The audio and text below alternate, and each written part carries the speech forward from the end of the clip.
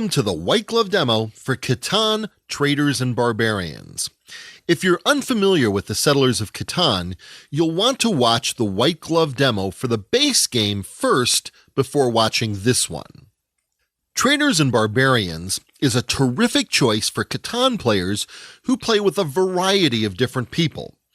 Perhaps you play with casual players sometimes, and sometimes your opponents have played a lot of Catan. T&B, as we affectionately call it, has 4 variants and 5 scenarios for you to try. It's a lot of game in a single box. The rulebook describes how each variant and scenario fits together with other T&B variants and scenarios, in addition to seafarers and cities and knights. It's easy to mix and match parts to your liking. Let's start with the variants. The Friendly Robber makes our least favorite member of the Catan cast a bit more Robin Hood-like. With this variant, if you haven't earned a 3rd victory point in the game, you cannot have the robber played on your hexes. If there is no place for the robber to be moved, he stays in the desert and has no effect. But you still lose half of your resource cards if you have more than 7. The Catan event cards are an alternative to using dice for production rolls.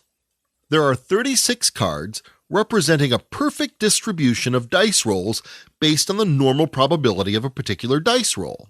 There's also a New Year card, which is inserted above the last 5 cards in order to keep some mystery about the rolls. Many of the cards also include a special effect. Some are good and some are bad, but all add variety to the game. There's also a red die on each card so that you can use the event cards with cities and knights.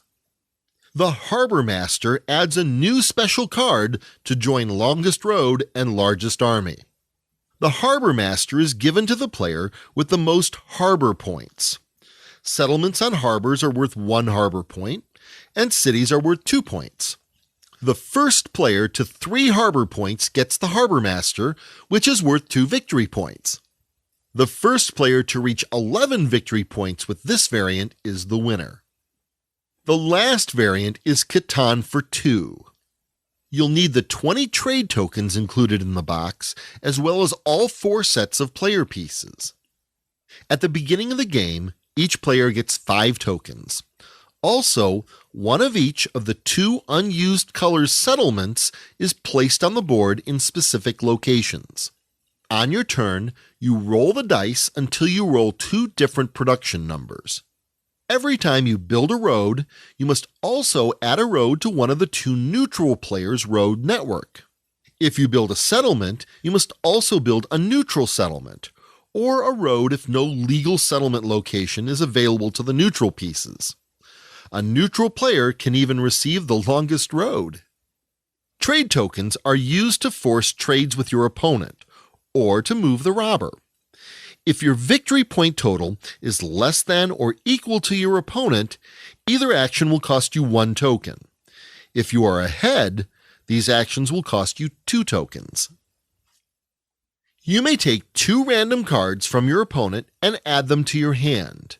Then you give your opponent any 2 cards from your hand. Alternately, you may move the robber to the desert hex. You do not steal a card with this action.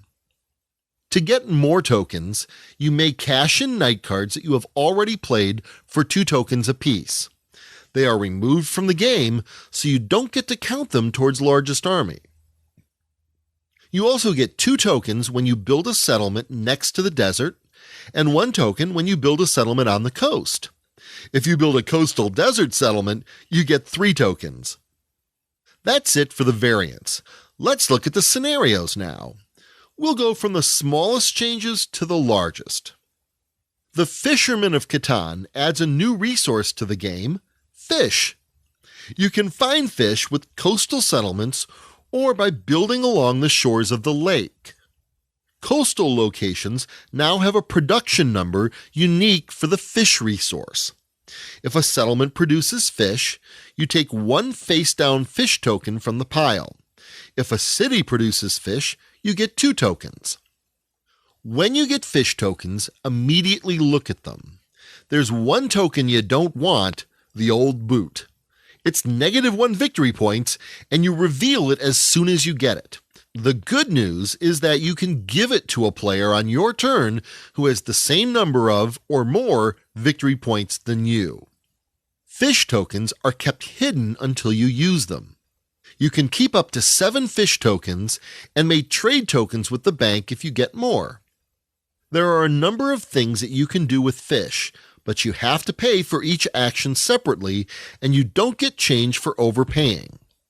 For 2 fish, move the robber off of the board.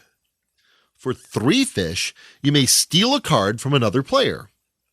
4 fish lets you take a resource of your choice from the bank. You can build a road for 5 fish. Presumably you're feeding the workers building the road and not building a road out of fish. And for 7 fish, you can draw a development card. You still win with 10 points, or 11 if you're stuck with the old boot. The Rivers of Catan envisions 2 rivers that cross the island. The game adds some special river tiles, bridges, and gold. There are also 2 special tiles, 1 for the wealthiest settler, and 4 for poor settler. Well, that's not ominous at all. The board replaces some of the usual tiles with the river tiles. There are 2 marshland tiles that don't receive numbers, and the 2 and the 12 are both placed on the same tile.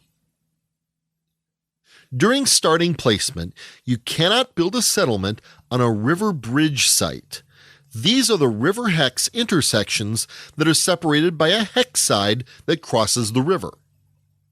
You get 1 gold for a settlement built on a river hex, and 1 gold for building a road bordering a river hex.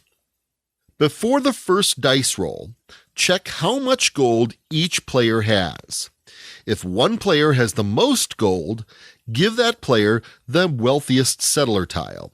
It's worth 1 victory point. All of the players who have the least amount of gold receive a poor settler tile. It's 2 negative victory points, so get more gold quickly. Anytime someone gets or spends gold, check to see if the wealthiest or poor settler tiles need to be redistributed. Bridges cost 2 brick and 1 lumber. They can only be built across a river and follow the same building rules as a road. A bridge is worth 3 gold. Twice per turn, gold may be spent for resources, 2 gold per card. You can also trade gold with other players, and gold can't be stolen with the robber or a monopoly card.